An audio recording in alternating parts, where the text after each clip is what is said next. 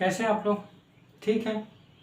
चलिए, हम लोग भारतीय संविधान पढ़ रहे हैं। भारतीय संविधान में हम लोगों ने कई चीज़ पढ़ चुके हैं, जैसे हम संविधान सभा पढ़ चुके हैं, इसके बाद संघ एवं राज्य क्षेत्र देखे हैं, फिर इसके बाद नागरिकता देख चुके हैं, मूल अधिकार देख चुके हैं, राज्य के नीति निर्देशक तत्व देख चुके हैं और मूल कर्तव्य, इतना कंप्लीट रूप से देख चुके हैं। ठीक है, अब हमारा क्या बचे, हम क्या पढ़ रहे हैं इस समय?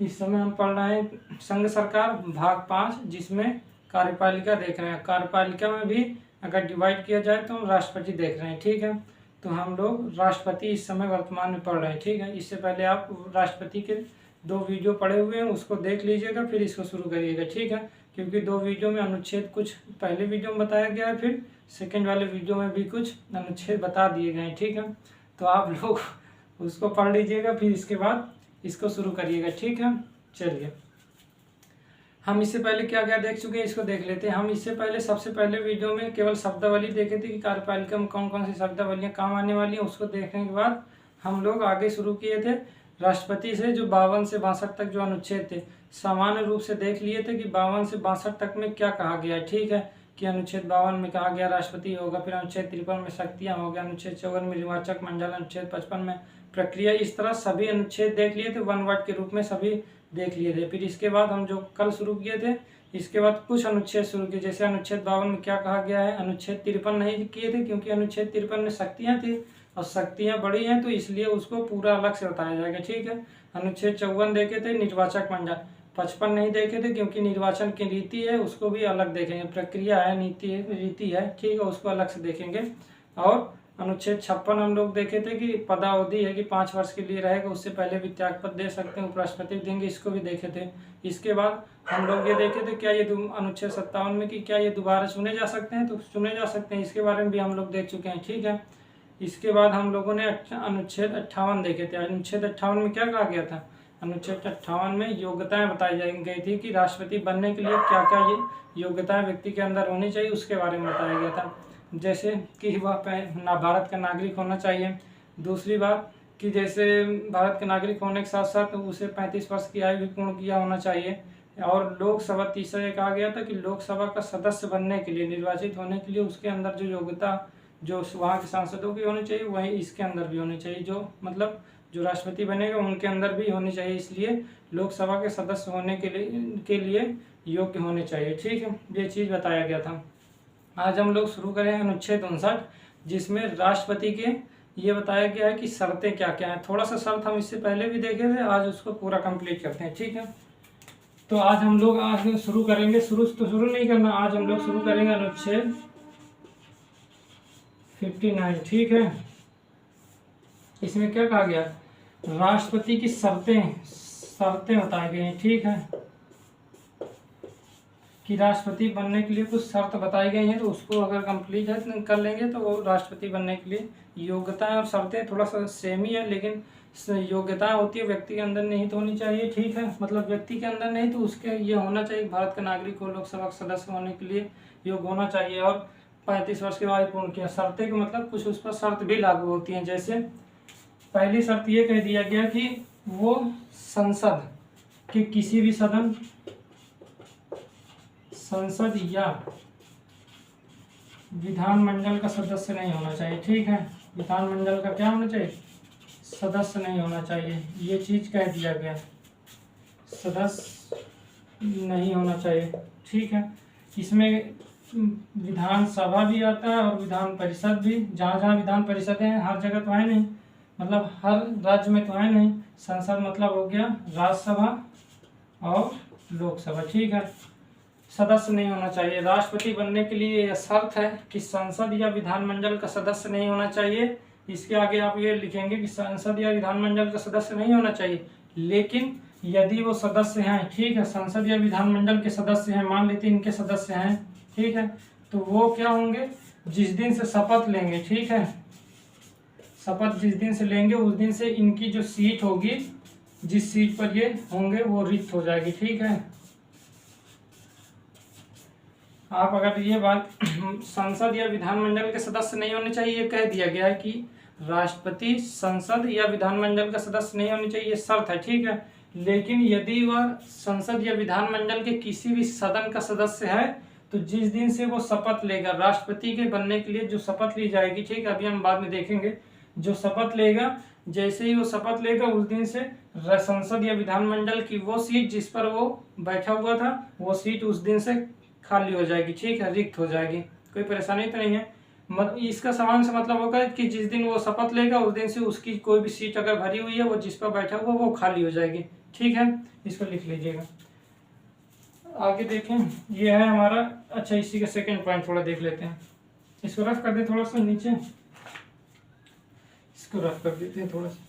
दूसरी अगर शर्त देखें क्या है, दूसरी बात ये कह दी गई कि संसद या विधानमंडल का सदस्य तो नहीं होना चाहिए, चलिए मान लेते हैं। दूसरी बात ये कह दी गई कि संघ जो सरकार है, राज्य सरकार है, राज्य सरकार और स्थानीय प्राधिकरण, ठीक है, यह सार्वजनिक प्राधिकरण, स्थानीय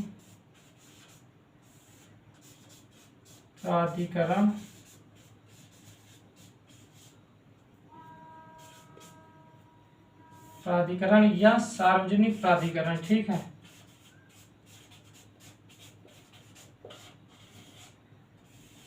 सार्वजनिक प्राधिकरण के किसी लाभ पद पर नहीं होना चाहिए, के किसी लाभ पद पर नहीं होना चाहिए, ठीक है। आप लोग लिख लीजिएगा इसको, क्या लिखेंगे कि संघ सरकार या राज्य सरकार, स्थानीय प्राधिकरण या सार्वजनिक प्राधिकरण के किसी भी लाभ के पद पर नहीं बैठा रहना चाहिए, ठीक है। यदि कोई व्यक्ति लाभ के पद पर है तो वो राष्ट्रपति नहीं हो सकता, ठीक है, उसे यहाँ से त्याग पद देना पड़ेगा, ठीक है, अपनी सीट छोड़नी पड़ेगी। ऐसा नहीं है कि राष्ट्रपति भी बन जाए और इस पद पर भी रहे, ऐसा नहीं है, इस पद को त्याग देगा फिर राष्ट्रपति बन सकता है, ठीक है। तो ये शर्त है, दो शर्त, एक ये हो गया, दूसरा ये शर्त है, कोई परेशानी तो नहीं है, रफ कर दें। चलिए, दो शर्त, मुख्यतः दो शर्त ये है, ठीक है, इसको आप लोग लिख लीजिएगा।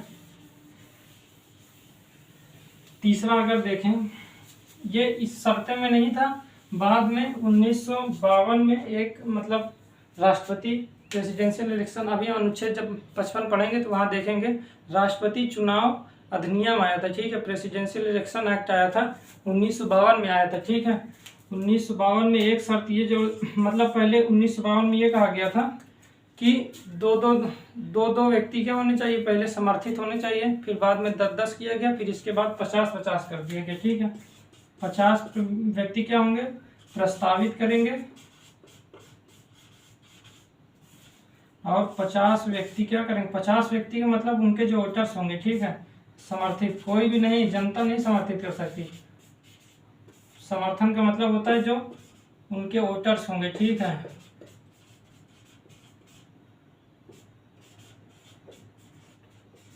जो उनके वोटर होंगे, ठीक है, जो उनको वोट देंगे वो 50 व्यक्ति, मतलब वोटर कौन कौन होते हैं, या तो सांसद होंगे या तो क्या होंगे, या तो हमारे विधायक होंगे, दो ही लोग तो वोट करते हैं ना, ठीक है। सांसद या विधायक में से जितने लोग हैं 4120, अभी जब जम्मू कश्मीर को छोड़िए, जम्मू कश्मीर अभी नया डाटा है ना, क्योंकि वहाँ लोकसभा की 5 सीटें, राज्यसभा की 4 सीटें और प्रत्येक लोकसभा में 18 विधानसभा सीटें बांटी गई, ठीक है। तो उसको अभी छोड़ते हैं, मतलब छोड़ने का मतलब अभी वहाँ इलेक्शन हुआ नहीं तो उसको अभी इसके बारे में देखेंगे, ठीक है, जब वहाँ निर्वाचन करेंगे अनुच्छेद 55 में वहाँ देखेंगे। तो जो जितने भी सांसद हैं, सांसद 776, विधायक जो 4120 हैं, ठीक है, ये पुराना डाटा अभी नया नहीं है, ठीक है। सांसद और विधायक वैसे भी इतना रहेगा ही, क्योंकि अभी जब हम अटल बिहारी वाजपेयी जी की सरकार थी तब ये कहा गया था कि जो सीट बदली जाएंगी वो जो इसके बाद जो 2021 के बाद जो भी जनगणना होगी उसमें उसके बाद किया जाएगा, ठीक है, तो अभी होना है नहीं, ठीक है। तो देखें, सांसद या विधायक में से 50 व्यक्ति क्या होंगे, समर्थन प्रस्तावित करना चाहिए कि हाँ ये राष्ट्रपति बनने के लिए ठीक है, जैसे मान लो किसी का नाम भी रख दिया जाए, किसी का नाम भी प्रस्तावित करें, ये सांसद और विधायक में से कितने 50 व्यक्ति ये समर्थित करें कि हाँ ये व्यक्ति बनने के लिए, राष्ट्रपति खड़े होने के लिए ठीक है। ठीक है, 50 व्यक्ति प्रस्तावित करें और 50 व्यक्ति क्या करें, 50 व्यक्ति का मतलब यही सांसद या विधायक, ठीक है, उनको समर्थित भी करना चाहिए। ऐसा नहीं है कि यही व्यक्ति प्रस्तावित भी करें और यही व्यक्ति समर्थन भी दे दें, ऐसा नहीं है। 50 व्यक्ति अलग होंगे जो प्रस्तावित करेंगे, 50 व्यक्ति अलग होंगे जो समर्थित करेंगे, दोनों अलग अलग हैं। ऐसा नहीं कि यही व्यक्ति समर्थन भी प्रस्तावित भी कर दें और समर्थन भी दे दें, ऐसा नहीं, ठीक, अलग अलग होंगे। अलग यहाँ पास भी होंगे जो व्यक्ति समर्थन करेंगे, अलग यहाँ भी होंगे, ठीक है। तो 50 व्यक्ति प्रस्तावित, अभी इसको कब किया गया, 1997 में, ठीक है, 1997 में संशोधन किया गया, ठीक है। जो राष्ट्रपति चुनाव अधिनियम उसमें ठीक किया गया था, ठीक है, क्योंकि इससे पहले 1997 से पहले 1952 में जब आया था तब ये कहा गया था कि 2 व्यक्ति प्रस्तावित करेंगे, 2 व्यक्ति क्या करेंगे, समर्थित करेंगे, ऐसा कर दिया गया था कि जब 1952 में अधिनियम आया था तब ये कहा गया था कि 2 व्यक्ति प्रस्तावित और 2 व्यक्ति समर्थित करेंगे। इसमें परेशानी ये थी कि कोई भी व्यक्ति, जब 2 व्यक्ति तो कोई भी हो सकते हैं, इतने सांसद हैं, इतने विधायक हैं, तो कोई भी जो राष्ट्रपति नहीं बनना चाह रहा, जीतने की संभावना भी नहीं है, वो भी क्या करेंगे, खड़ा होने के लिए तैयार हो जाएगा। इस कारण, क्योंकि दो लोग तो कोई भी हो सकता है, किसी भी राज्य में दो मिल जाए, 4 विधायक मिलके किसी भी व्यक्ति को खड़ा करवा सकते हैं। इससे व्यक्तियों की संख्या बहुत हो जाती है जी, ठीक है। जैसे धरती पकड़ साहब हैं, ठीक है, हरिराम नाम के एक व्यक्ति हैं। इस तरह के कई सारे लोग हैं जो बार बार खड़े हो रहे थे, ठीक है, मतलब जीते तो नहीं लेकिन खड़े बार बार ही हो रहे थे, ठीक है।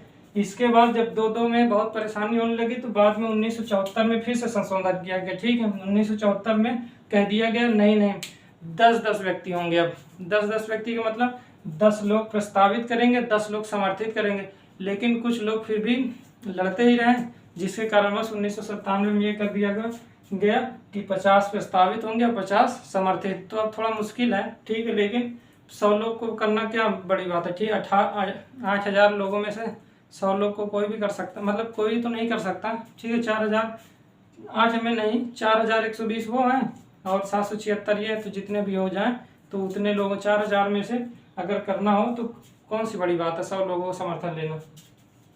तो ये कह दिया गया। दूसरी बात ये कहा गया, तीसरी बात इसमें और लिख लीजिए कि 15,000 राशि, ठीक है, जमा की जाएगी। रिजर्व बैंक ऑफ इंडिया में क्या किया जाएगा, रिजर्व बैंक ऑफ इंडिया में 15,000 राशि जमा करेंगे, ठीक है, कि हम चुनाव लड़ेंगे, इसके लिए 15,000 राशि वहाँ जमा की जाएगी, ठीक है।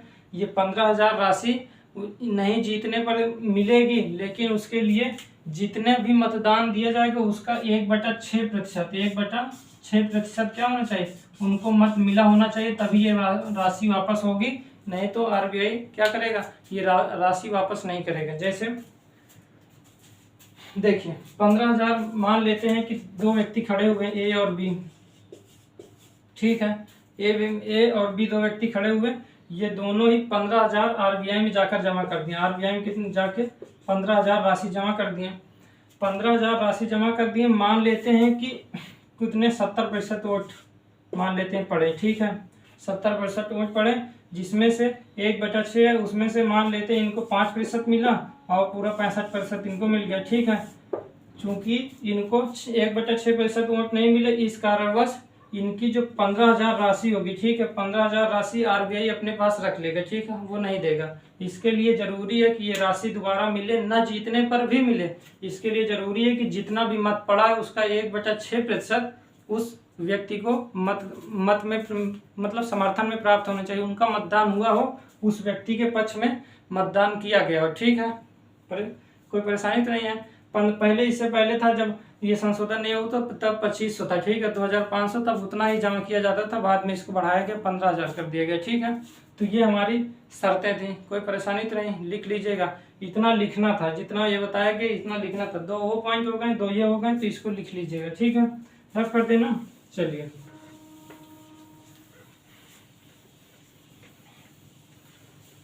जैसे शर्तों का मतलब ये हो गया कि जैसे इनको शर्तों में ही शामिल कर लीजिएगा, मतलब शामिल क्या, थोड़ा सुन लीजिएगा कि शर्त में इनको ये कहा गया कि जैसे राष्ट्रपति कोई बन जाएगा तो क्या, जैसे मान लीजिए इनको क्या मिल जाएगा, इनको एक आवास दिया जाएगा, ठीक है, रहने के लिए इनको एक आवास दिया जाएगा, कार मुफ्त दी जाएगी, इनका जो फ़ोन का सुविधा वो भी मुफ्त होगी, ठीक है। चिकित्सा सुविधा वो भी होगी, ट्रैवलिंग कहीं घूमने के लिए वो भी सुविधा सब फ्री होगी, ठीक है। ये सब इसमें शामिल है, ठीक है, ये लिखना नहीं है। और इनको जो पेंशन मिलेगी, ठीक है, वो भी प्रतिमाह जितना भी वेतन मिलता होगा उसका 50% उस व्यक्ति मतलब राष्ट्रपति जब अपना पेंशन प्राप्त करेगा तो उसका 50% प्राप्त करेगा, ठीक है।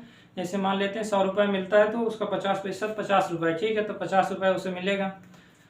और यदि उनकी मृत्यु हो जाती है राष्ट्रपति के मतलब किसी कारणों से यदि उनकी मृत्यु हो जाती है तो उनके पति या पत्नी, राष्ट्रपति कोई भी हो सकता है ना, पति भी हो सकता है, पति मतलब स्त्री भी हो सकती है, पुरुष भी हो सकता है। ऐसा तो नहीं है कि राष्ट्रपति है तो पुरुष ही है, और अगर महिला है, ठीक है, कोई राष्ट्रपति तो राष्ट्रपत्नी तो होता नहीं है, राष्ट्रपति ही होता है ना। तो पुरुष या महिला कोई भी हो सकते हैं, राष्ट्रपत्नी तो होता नहीं, राष्ट्रपति होता है, लेकिन उसमें महिला और पुरुष दोनों शामिल है, ठीक है।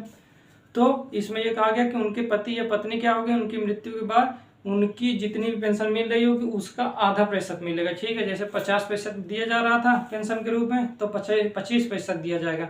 और सुविधाएं कुछ छोड़कर, और जो भी आवास की सुविधा और जो भी कार की सुविधा ये सभी मुफ्त में ही दिया जाता है, ठीक है, उनके परिवार में उनकी जो पति या पत्नी जो भी होंगी, ठीक है। तो ये हमारी शर्तें थी, इसको लिखना नहीं था, केवल जानना था। तो अनुच्छेद 59 केवल इतना ही है, कोई परेशानी तो नहीं है। चलिए बस करते हैं। अनुच्छेद 60 देखें क्या।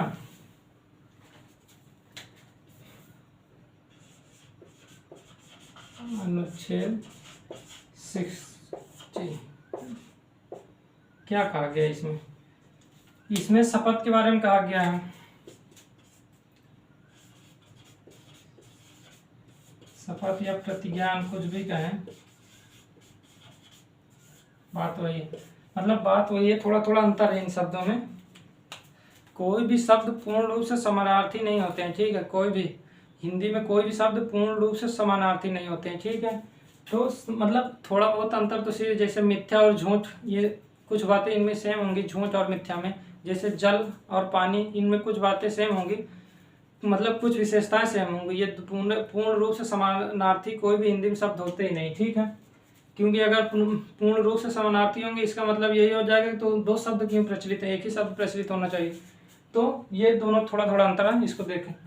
शपथ या प्रतिज्ञान का मतलब तो समझ रहे होंगे, ठीक है। राष्ट्रपति जो शपथ लेता है, ठीक है, सभी मंत्री, सभी उपराष्ट्रपति, सभी लोग जितने भी मंत्री रहते हैं वो सभी लोग शपथ तो लेते हैं, लेकिन जो राष्ट्रपति शपथ लेता है वो अनुच्छेद 60 के तहत ही लेता है, ठीक है। तो इसमें शपथ के बारे में बताया गया, राष्ट्रपति से शपथ लेगा क्या क्या लेगा उसके बारे में बताया गया।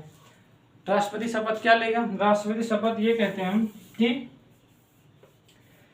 हम अपने राष्ट्रपति पद का कर्तव्यों का निर्वहन ठीक ढंग से करेंगे, ठीक है। राष्ट्रपति पद का जो होगा, पद के कर्तव्यों का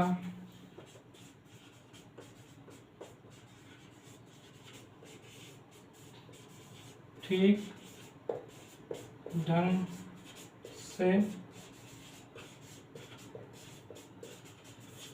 करेंगे, ठीक है। राष्ट्रपति पद के कर्तव्यों का क्या करेंगे, निर्वहन ठीक ढंग से करेंगे, ठीक है। इसमें कोई परेशानी नहीं होगी, वो जिस पद पर बैठेंगे उसके कर्तव्यों का निर्वहन करेंगे, ये राष्ट्रपति शपथ लेता है, ठीक है। दूसरा कि संविधान का हम रक्षा करेंगे, ठीक है, संविधान की क्या करेंगे,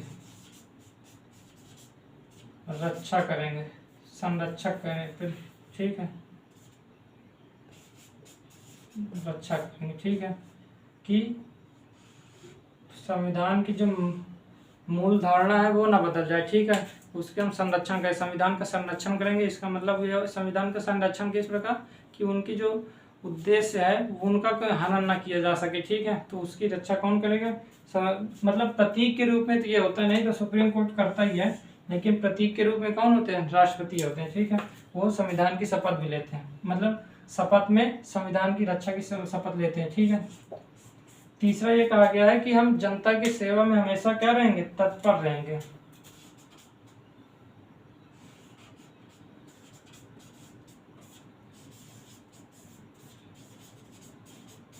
सेवा में क्या रहेंगे, समर्पित रहेंगे, ठीक है।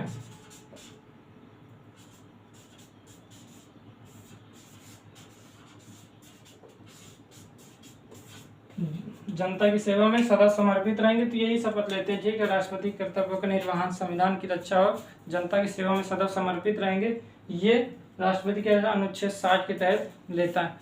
देखिए, जो मंत्री शपथ लेते हैं वो यहाँ से नहीं लेते हैं। जब मंत्री देखेंगे तो वहाँ देखेंगे अनुसूची बन होती है, ठीक है। 12 अनुसूचियाँ हैं, ठीक है। पहले 8 थी, बाद में बढ़ाई गई हैं, ठीक है।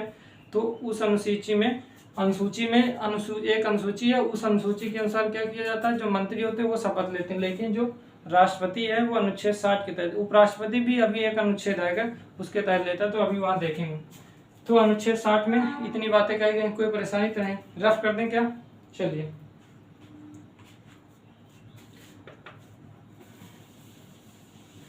अब देखिए, दोनों लिख लीजिएगा।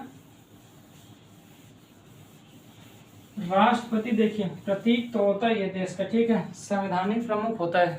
अनुच्छेद हम पहले ही देख चुके हैं, जब कार्यपालिका शब्दावली देख रहे थे हम, तो ये देख ही चुके हैं कि राष्ट्रपति क्या होता है, राष्ट्रपति देश का संवैधानिक प्रमुख होता है, ठीक है। हालांकि पहले यही था, क्योंकि जब 1942 में जोड़ा गया कि अनुच्छेद 74 में जोड़ा गया, ठीक है, कि सेकेंड पार्ट में जोड़ा गया 42वां संविधान संशोधन द्वारा कि राष्ट्रपति मंत्रिपरिषद की सलाह पर ही कार्य करेगा, ठीक है। उससे पहले ये लिखा नहीं था, क्योंकि जब संसदीय व्यवस्था होती है, संसदीय व्यवस्था में ये तय है, ये निश्चित होता है कि प्रधानमंत्री के पास ही वास्तविक शक्तियाँ होंगी, ठीक है। जो संवैधानिक प्रमुख होगा, 2 लोग संवैधानिक प्रमुख कैसे हो सकते हैं, और शक्तियाँ उसी के हाथ में होती है जो जनता द्वारा निर्वाचित ही होते हैं, ठीक है। जनता द्वारा जो निर्वाचित होंगे सब शक्तियाँ उन्हीं को दी जाएगी। जैसे यही नहीं, कहीं भी आप अमेरिका की बात ले लीजिए, राष्ट्रपति वहाँ का निर्वाचित होता है जनता द्वारा, तो इस कारणवश जो संपूर्ण शक्तियाँ होंगी वहाँ होंगी। चूंकि यहाँ के प्रधानमंत्री निर्वाचित होते हैं, इस कारणवश कह सकते हैं कि संपूर्ण शक्तियाँ उन पर निहित होंगे। तो संवैधानिक प्रमुख केवल राष्ट्रपति होते हैं, ठीक है। वास्तविक शक्तियाँ इनके हाथ में होती नहीं है, वास्तविक शक्तियाँ प्रधानमंत्री के हाथ में, मंत्रिपरिषद के हाथ में होती है। अनुच्छेद 74 में कहा गया कि उनकी सलाह पर ही कार्य करेंगे, ठीक है। जब सलाह पर कार्य करेंगे, इसका मतलब ये स्वतंत्र है ही नहीं, मतलब स्वतंत्र का मतलब उस स्थिति में नहीं शक्तियों का प्रयोग करने में, ठीक है। विवेकी शक्तियाँ हैं, कुछ विवेकी शक्तियाँ दी गई हैं। वो जब उस समय जब मंत्रिपरिषद भंग हो या लोकसभा, जब उस समय जब मेजोरिटी ना हो मंत्रिपरिषद, ठीक है, जब गिरने वाली होती है, सरकार गिरने वाली है, उस समय वो विवेक का निर्धारण कर सकता है। हम अभी देखेंगे बाद में। तो ये हमारा था अनुच्छेद 59 और अनुच्छेद कितना 60, ठीक है। कल हम लोग देखेंगे अनुच्छेद 61 और अनुच्छेद 62। 61 में महाभियोग है, महाभियोग में महाभियोग थोड़ा ठीक ठाक अनुच्छेद है। फिर इसके बाद अनुच्छेद 62 तो थोड़ा सा छोटा सा ही है, लेकिन अनुच्छेद जो 61 है उसे अच्छी तरीके से देखेंगे, थोड़ा बड़ा है। थोड़ा बड़ा का मतलब है कि महत्वपूर्ण है, ठीक है। अनुच्छेद 53 और 55 इसके बाद देखेंगे। तो आपको कैसा लगा इसको बता दीजिएगा। 2 ही अनुच्छेद है, थोड़ा सा ही लिखिएगा, ठीक है। तो कैसा लगा बता दीजिएगा। और इसके बाद कल हम लोग अनुच्छेद 61 और अनुच्छेद 62 शुरू करेंगे। इसके बाद हम लोग शक्ति, इसके बाद हम निर्वाचन देखेंगे, मतलब किस प्रकार निर्वाचन होता है, फिर इसके बाद शक्ति देखेंगे, ठीक है। अनुच्छेद 55 पहले देख लेंगे। अनुच्छेद 55 बहुत महत्वपूर्ण, मतलब समझने के लिए कि किस प्रकार से निर्वाचन होता है। अगर इसको समझ लिए तो बहुत इम्पोर्टेंट है, ठीक है। इसको देखेंगे। तो बता दीजिए कैसा लगा, कल मिलते हैं, चलिए।